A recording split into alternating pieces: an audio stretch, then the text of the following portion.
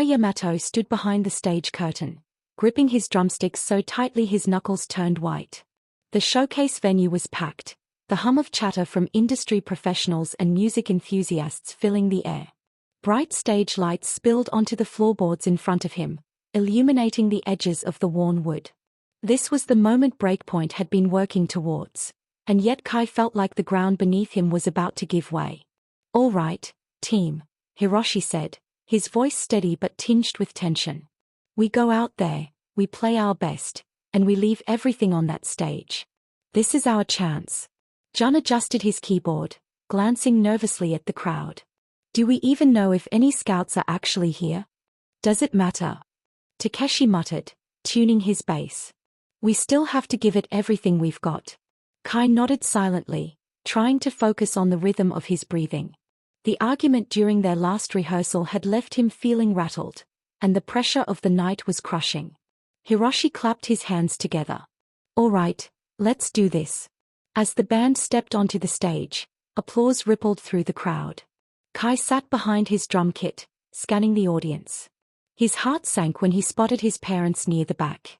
Marissa was smiling, waving at him, while Akio stood stiffly, his arms crossed.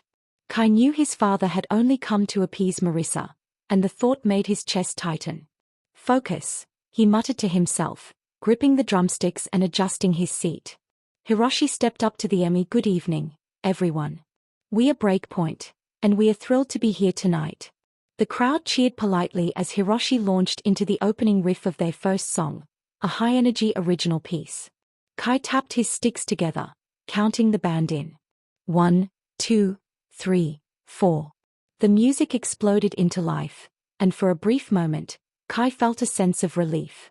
The drums were loud and grounding, the beat steady beneath the soaring guitar and bass lines. The crowd began to nod along, some even clapping to the rhythm. But then, midway through the second song, disaster struck. Jun's keyboard faltered, emitting a distorted, crackling sound before cutting out completely. He froze, his hands hovering over the keys, his face a mask of panic. "Keep going," Hiroshi hissed, stepping closer to the mic to cover the gap. Kai tightened his grip on the drumsticks, trying to maintain the beat as Hiroshi improvised a guitar solo. The audience seemed to notice the shift, their energy dipping slightly. Jun frantically checked the cables, his movements jerky and frantic. By the time they reached the end of the song, the tension on stage was palpable.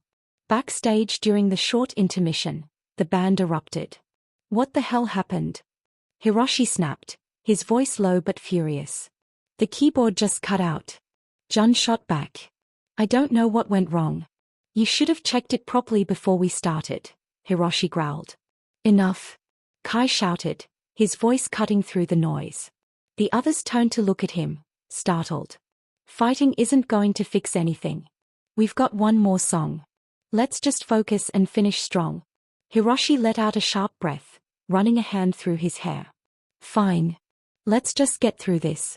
The final song was one of their most polished originals, a crowd pleaser with a driving beat and catchy hooks. As the band returned to the stage, Kai forced himself to block out everything: the tension, his father's watchful eyes, the pressure of the night.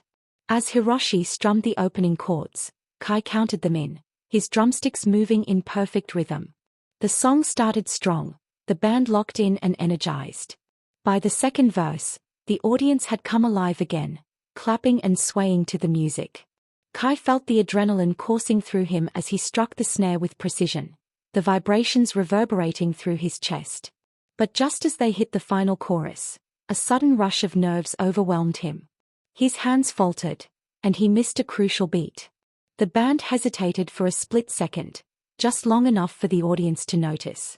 Hiroshi picked up the slack, playing louder to fill the gap, and the band pushed through to the end of the song.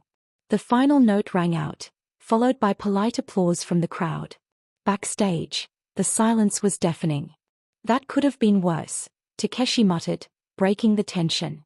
"It could have been a hell of a lot better," Hiroshi snapped, his gaze flicking to Kai. Kai looked down, his cheeks burning. "I'm sorry," he mumbled. Jun sighed, slumping into a chair. "It wasn't all bad. The crowd didn't seem to hate us. They didn't love us either, Hiroshi said, pacing. We needed to blow them away, and we didn't. Kai clenched his fists, the weight of disappointment pressing down on him. When Kai stepped out into the main area of the venue, he spotted his parents waiting for him. Marissa greeted him with a warm smile. You were wonderful, my son, she said, pulling him into a hug. Kai glanced at Akio, who stood with his hands in his pockets. It was fine, Akio said gruffly. You've got potential, but there's a lot of work to do. Kai nodded, unsure whether to feel encouraged or defeated. That night, as Kai lay in bed, his mind raced. The showcase hadn't been the triumph they'd hoped for. The keyboard failure, the missed beat, the tense exchanges backstage, it all played on a loop in his head.